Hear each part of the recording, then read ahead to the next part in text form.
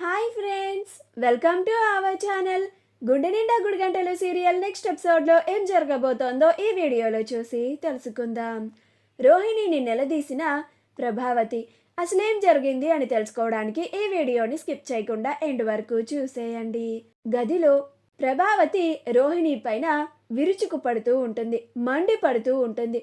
అప్పుడు రోహిణి ప్రభావతి ఉగ్ర రూపాన్ని చూసి చాలా భయపడిపోతూ వణికిపోతూ ఉంటుంది. ఈ అరుపులన్నీ కింద హాల్లో వరకు వినిపిస్తూ ఉంటాయి.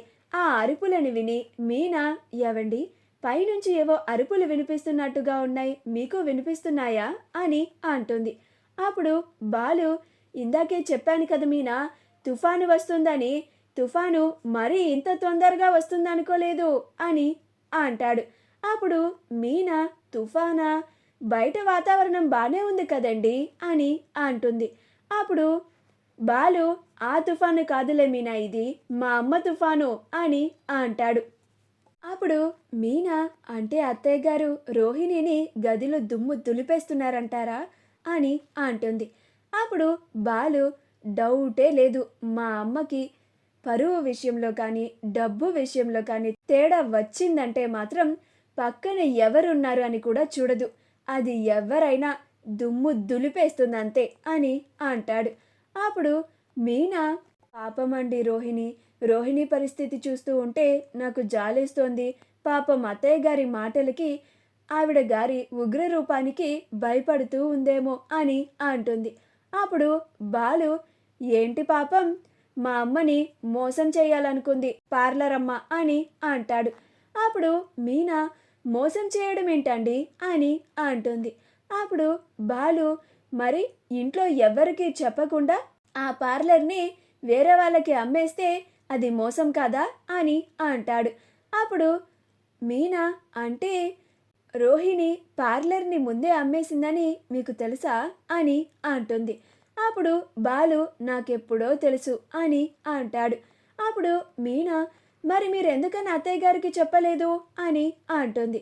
అప్పుడు బాలు, నన్ను మా నాన్న చెప్పనివ్వలేదు అని అంటాడు.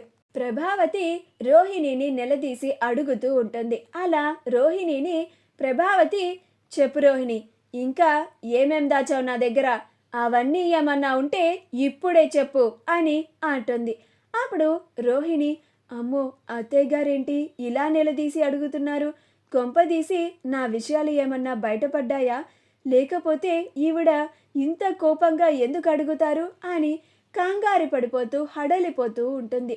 అప్పుడు ప్రభావతి, నిన్నేనే అడిగేది, నా దగ్గర ఏమన్నా దాచావా అని అంటుంది. అప్పుడు రోహిణి, ఏమీ దాయలేదత్తయ్య అని అంటుంది.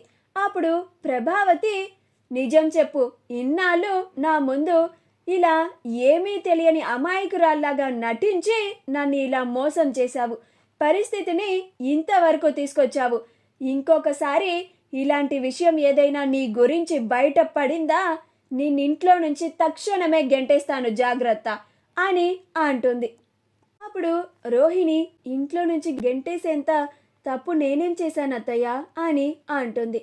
అప్పుడు ప్రభావతి, ఎందుకంటే నిన్ను ఇప్పటి వరకు నేను ఒక అమ్మలా చూశాను, అలాంటి నన్నే నువ్వు మోసం చేయాలనుకున్నావు అని అంటుంది. మా వీడియో కనుక మీకు నచ్చినట్లయితే లైక్ చేయండి, షేర్ చేయండి, మా ఛానల్ని సబ్స్క్రైబ్ చేసుకోండి, పక్కనే ఉన్న బెల్ ఐకాన్ని క్లిక్ చేయడం మాత్రం మర్చిపోకండి.